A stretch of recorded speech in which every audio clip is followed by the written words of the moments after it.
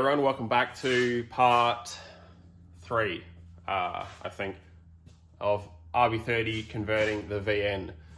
So I'm picking up right where I left off last week, and I've just finished welding out the turbo manifold, other than that flange.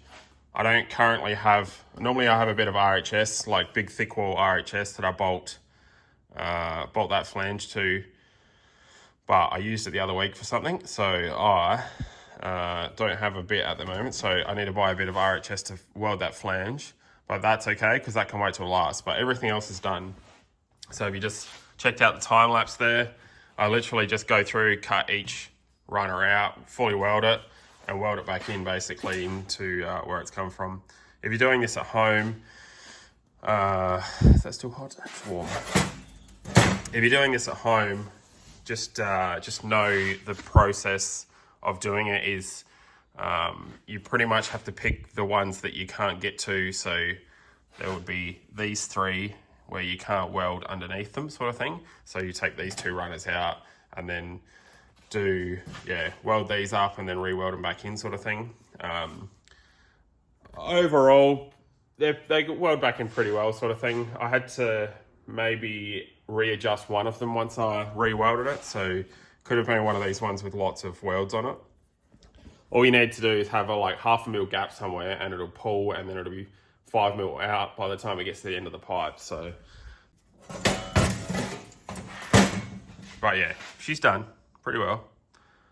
So today I'm going to be chucking that in there, and we're going to get stuck into an exhaust. I reckon I'm going to knock an exhaust out for it today.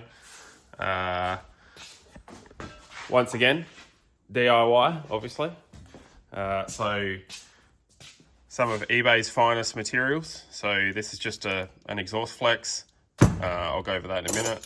V-bands, still eBay cheap V-bands, but you got to get the ones with the locators on them. And yeah, just a bit of straight pipe and probably no mufflers, but we'll assess the situation once we get it up on the hoist. So yeah, for now, let's get that in there.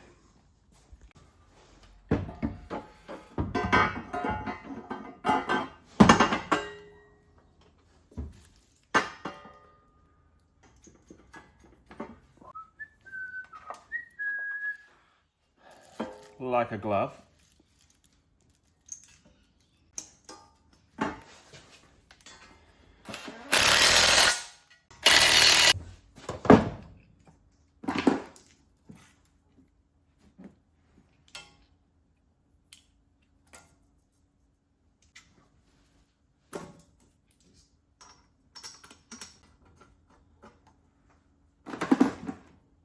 All right, we're all bolted in and everything fits. So that's a good start. From here on, now this is not the right V-band because that's what I'm the king of doing. It's close enough though. So I'm guessing you have to buy the correct V-band for this high quality eBay turbo, but I just got some generic V-bands and I'm going to wing it. This might turn into another how-to at this rate. Yeah, like I said, I just want to get this exhaust knocked out, so I guess we might run through the process of how to make an exhaust. I'm going to clamp that on there first and we'll go from there, but pretty much we're going to go 90 and poke it down through that hole far enough, so I'm going to go find a bit more straight to chuck on there. And then once we get down the bottom, we're going to go a flex, and then we're probably going to go a 45, another V-band, and then a 45 to get under the car. But I'm going to lift the car up and we'll have a look and see what that looks like under there. But yeah, first I'm just going to poke enough down through there and chop a bit off for that.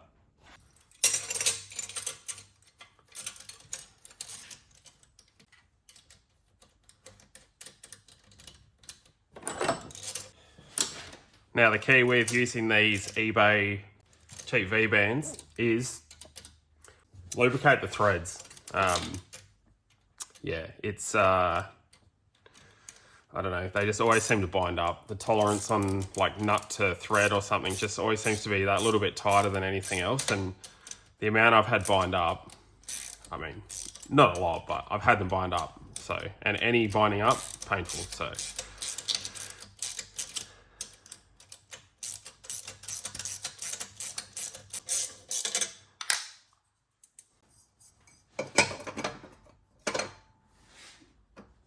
Oof, it's gonna work out schmicko.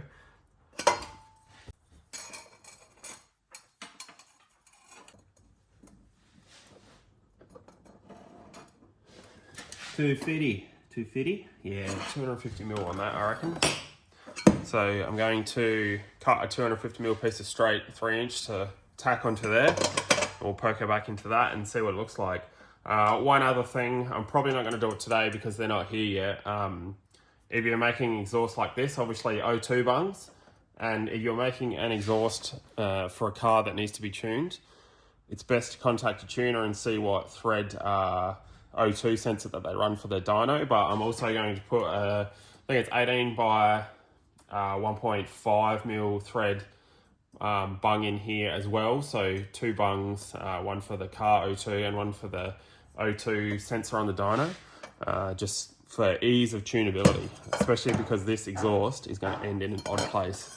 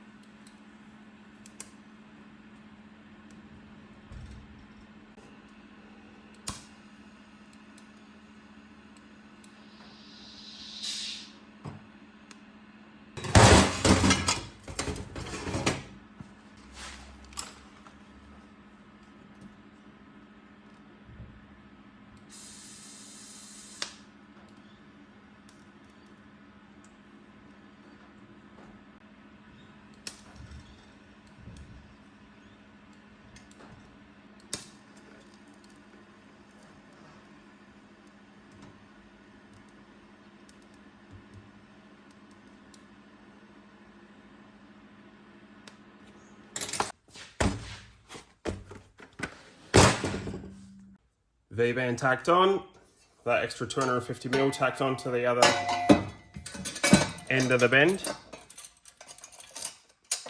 Pop it back in here.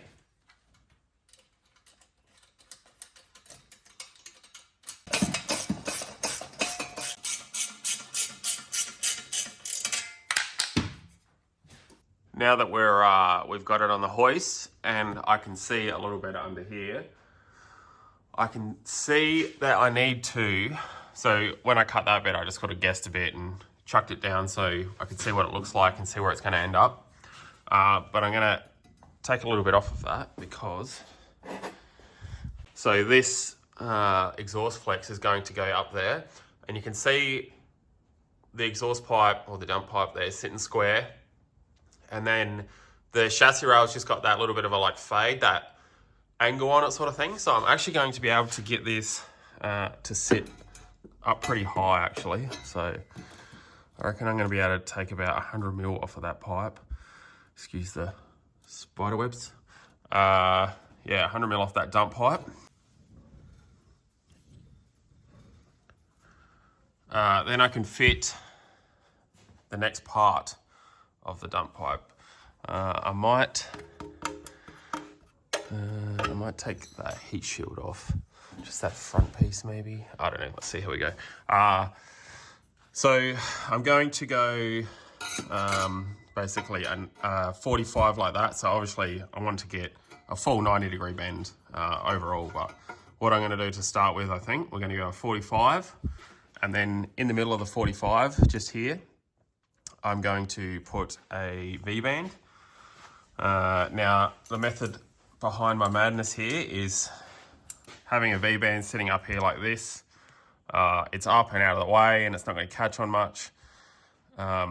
Whereas a lot of the time, flanges are on the flat underneath the car and they'll always catch on something. So you can imagine if I had a 90-degree bend there and then I had a flange sitting down here like this. That's a great spot, that bent flange. That's a great spot to catch on everything. So pretty much what I do when I make exhausts, because I've made far too many of them, is if I've got a flange under the car, what I'll do is, say I wanted to put a flange here, so say I did a dump pipe and then a front pipe that was going to finish here, I'd actually, so I'll try and film it like this.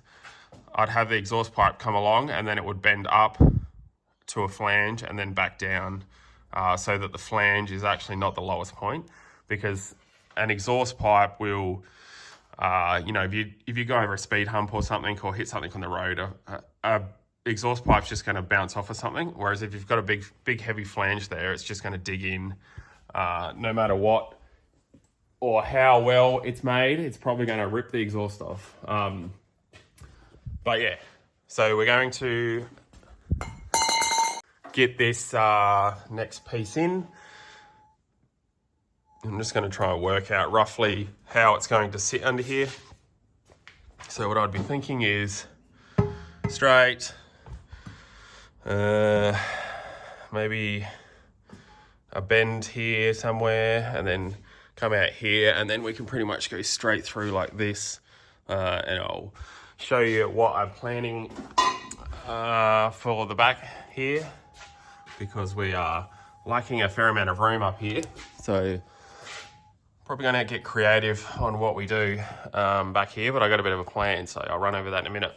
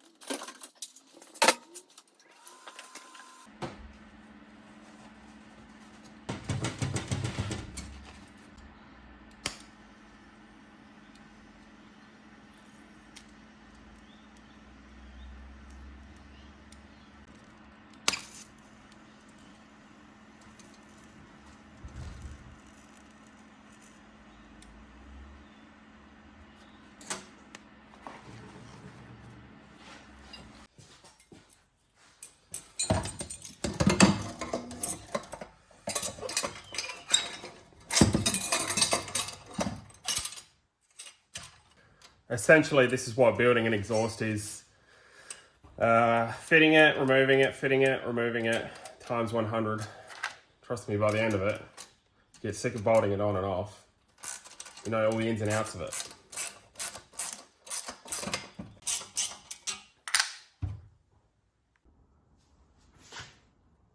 Dump pipe back in again, tacked. So next up, I reckon we will try and squeeze one of these 45s in. Get that back sitting square. Somewhere like that.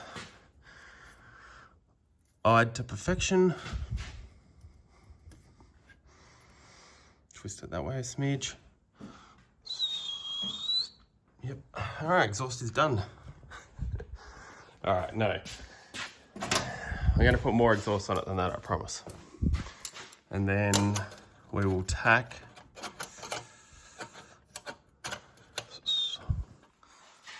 a V-band on there like that.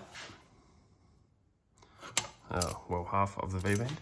And then we'll work from there, I reckon. So probably what I like to do when I'm doing exhaust like this, I'll probably tack all of the dump pipe up and then I'll fully weld that out. And then I'll put that back on. The idea behind that is so that, like, you really want to get good fit when you're welding, like TIG welding all this together. You want to, like, it wants to be fit up like that, basically. You want to spend 99% of your time getting the, like, fitment of everything perfect, all the pipes together. So when you weld it, it doesn't pull and contract and, yeah. So can you imagine, like, if there's a small gap here somewhere and it's all tacked together and you tacked up the whole exhaust, and then pulled it all off and welded it all at once, and there's just here and there's a little bit of like 1/2 mil that you had to fill or something, it will pull like crazy. So much so that you won't be lining flanges up and you won't be lining mounts up. So what I like to do, even though I spend all the time to get the fitment right, just because I don't want to have to remake stuff, basically, I'll fully weld out the dump pipe so that if it does move at all, it's not going to affect the rest of the exhaust. So I'll fully weld that, and then from there, that next flange, then I'll start on the next piece, say another meter, 1.5 meters, and then I'll fully weld that piece, and then move on to the last piece before pulling it off and re-welding that last bit. Just because, like I said, even though I spend the majority of the time getting the fitment like spot on, you still, it can pull and contract just a little bit. It doesn't need to be much, but over a long distance, it adds up pretty quick. So anyway, that's the method behind my madness.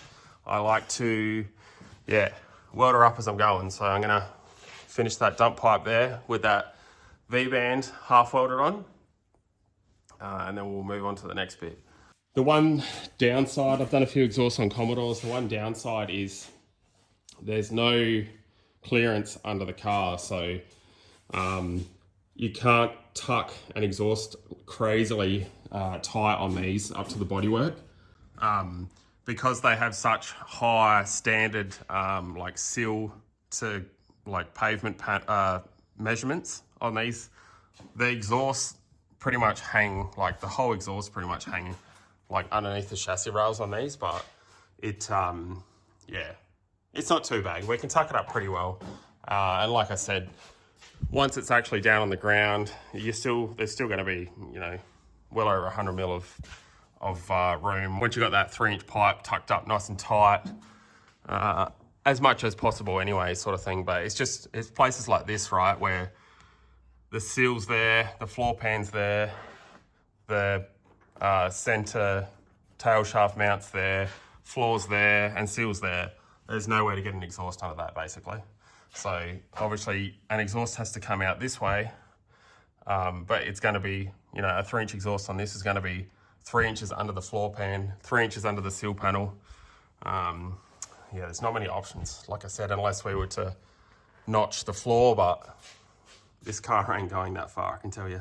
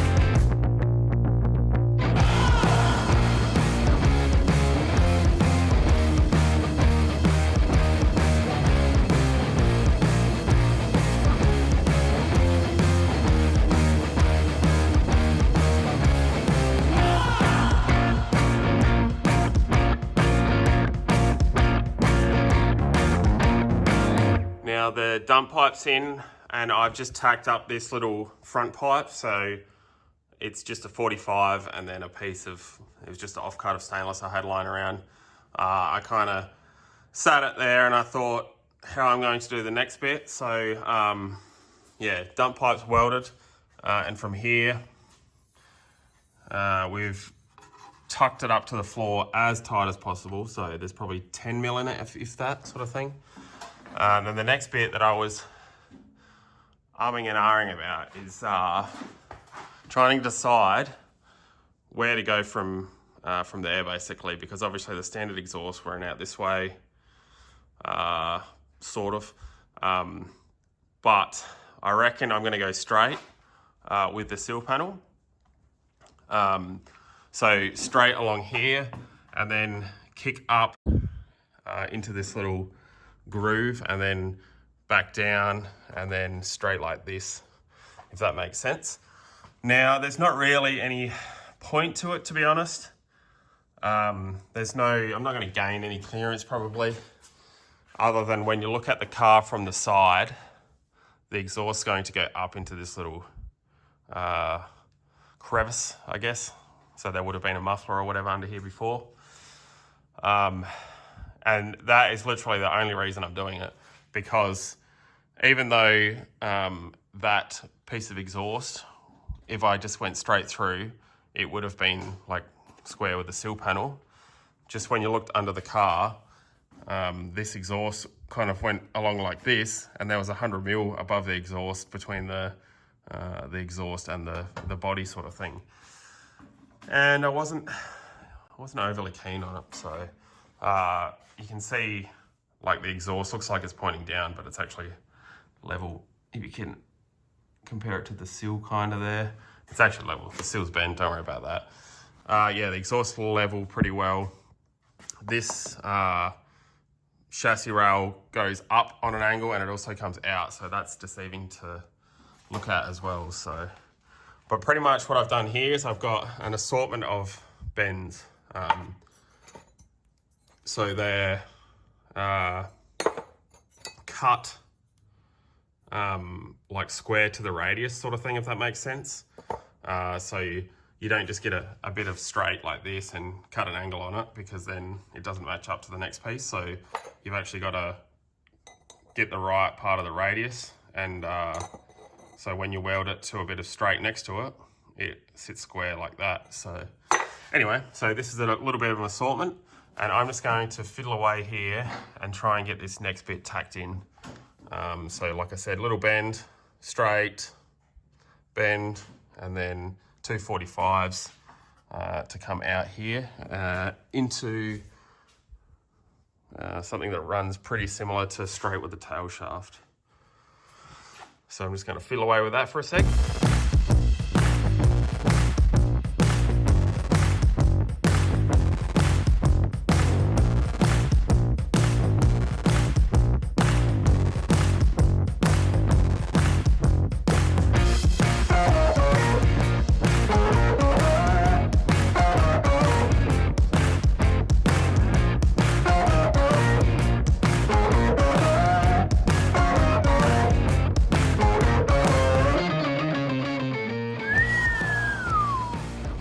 Dang. Okay, so let me take you through my thinking.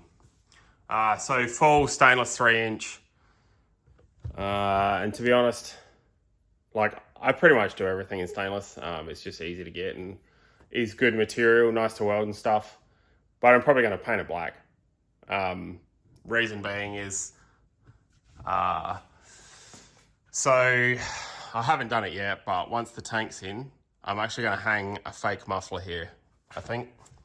And then this will just be a little sneaky pre-diff exit. This might be the party pipe. I don't know whether I'll make another exhaust. Like I said, the problem with trying to squeeze an exhaust through there is all well and good until you're trying to get a 3 or 4 inch exhaust through there, which is why I've just got the old sneaky dumperoo there. But yeah, we're all tacked up. So I made a liar of myself saying I was going to weld it up in pieces. I really wanted to see what it was going to sit like before I started the weld out. So I'm actually really happy with it. So, all right, now I'm probably getting ahead of myself again. As I spoke about just before, I've kind of gone up into that little area there, like the muffler area or whatnot, and then come back out. And what I was going to do is go straight, like dead end line underneath the tail shaft and just have it sort of dump like about where the yoke is, sort of thing, about where that uni joint is. But I didn't like the look of it. Like I sort of held a pipe there and yeah, I wasn't too keen on it, which is why I've kind of gone with the sneaky little, obviously the car's off the ground, so it's going to drop another 3 or 4 inches. So that exhaust will sort of hang just underneath, which is probably why I'm going to paint it black. But yeah, same thing with this little, like it kind of looks funny when you look at it like this.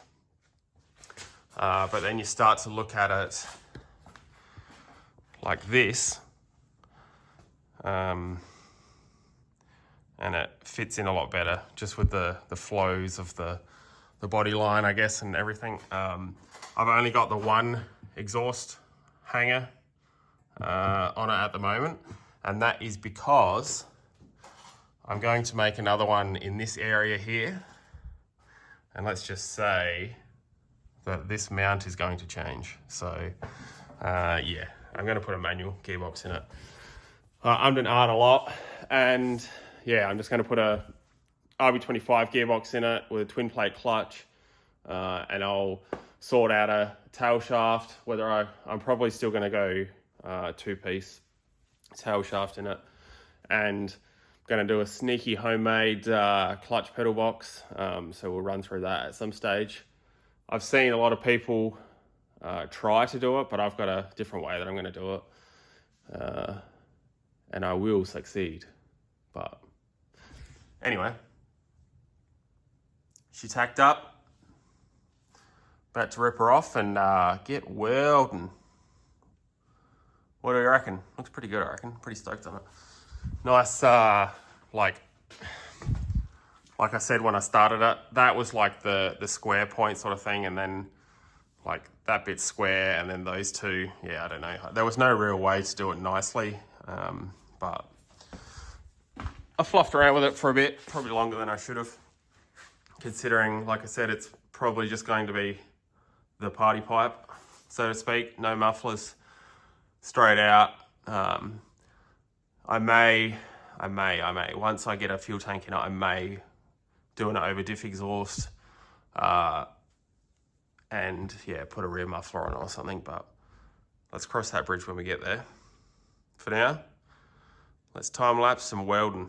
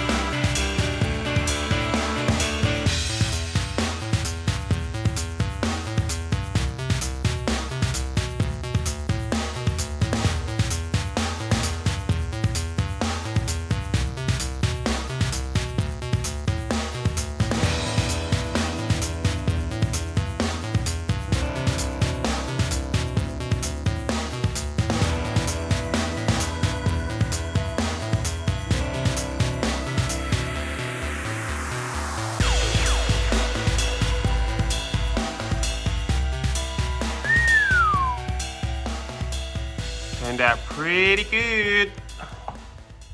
So she's all pretty well finished up. Got some welds on her.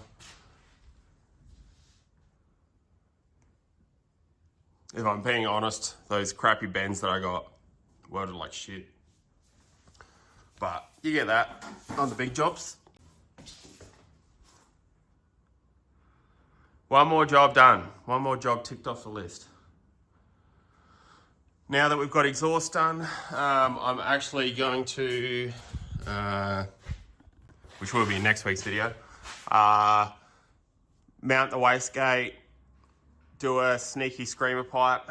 I'm going to do one just probably inside the guard, so put a hole here and have a screamer pipe come down. Then we've got to do intercooler piping, put a manual gearbox in it. I'm going to chop that intake and do a forward facing plenum on it. Then fuel, do the fuel tank. We're getting there. We're getting there. Yeah. Pretty stoked with how it's coming along. So next week's video will actually be the Corolla. So next week's video will be me driving at MotorX. So if you're someone that just tunes in for the VN content, etc., make sure you check out my drifting videos. I can drive as well as build stuff. So, but yeah, also thank you everybody to helping me get to 3,000 subscribers. So pretty chuffed on that. Let's keep going. Next stop, 5,000. But yeah, thanks everybody for watching. See you next week.